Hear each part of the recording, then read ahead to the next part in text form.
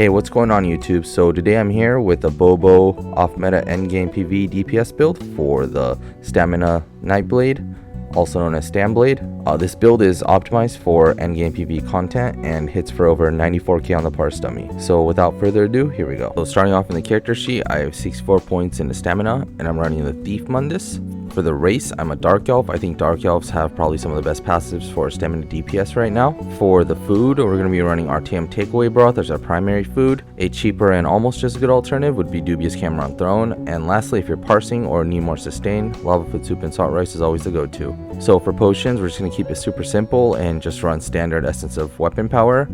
These are important because we do need the buffs that these provide. Make sure you have 3 points in medicinal use to benefit from the full duration of the potions as well. So for CP, for the blue tree, we're going to be running Master at Arms, Deadly Aim, Thaumaturge, and Wrathful Strikes. For the red tree, Boundless Vitality, Fortified, Rejuvenation, and Bloody Renewal.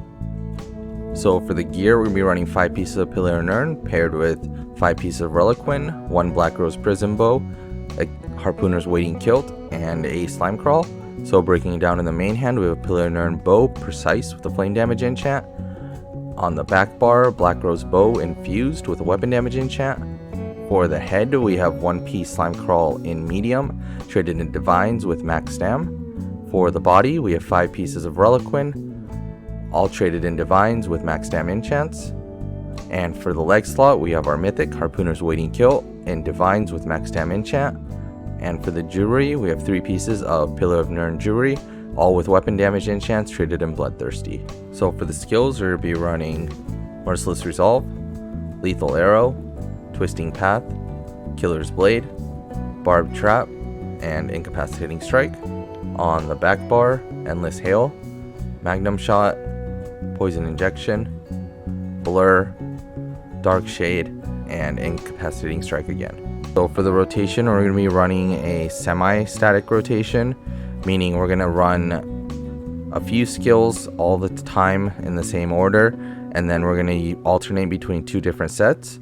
So in the beginning, we're going to start off with Endless Hail, Magnum Shot, Poison Injection, Bar Swap into Twisting Path, and then from here, either Dark Shade, Barbed Trap, and 3 or 4 lethal arrows together, or Incap and 4 lethal arrows together. And then during your rotation, whenever you have 4 or 5 stacks, try to use your Merciless Resolve. And at 25%, you can start using your Execute rather than Lethal Arrow. And just a quick tip, try not to focus on Merciless when you cast your 3 backbar skills together, because Magnum Shot is really funky in that you have to wait for the shot to land, otherwise the dot doesn't take effect. So if you do bar swap off of it, you're not going to get the benefits of the Black Rose Prism Bow. So for closing thoughts, first up, the rotation is actually kind of weird because you do have to keep going back and forth on the dummy, because first up, Barb Trap and Incap are both melee range, and Twisting Path is actually really limited in the range as well. So you can run something like Zovgan, drop Trap, and then run like an ultimate at range.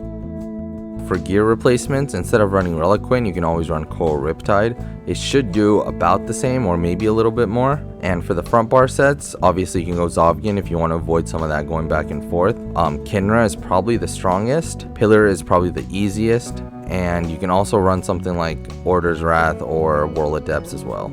And I think that wraps it up. As always, thanks for watching the video. If any questions or comments, feel free to leave them in the comment section down below. We also do have a Discord, so if you want to ask your questions there, come join our Discord. There's also a Discord for PlayStation players if you want to join a community Discord. Link will be right below my personal Discord.